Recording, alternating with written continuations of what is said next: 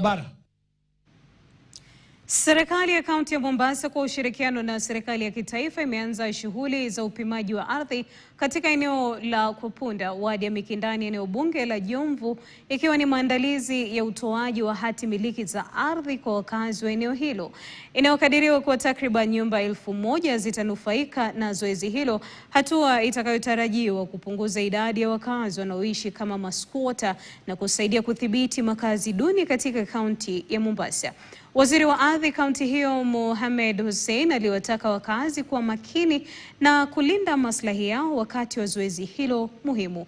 Waziri huyo amewasihi wakazi kushirikiana kikamilifu na wapima ardhi ili kuhakikisha kazi hiyo inafanyika kwa ufanisi. Katika hili zoezi, haya ni maisha yenu.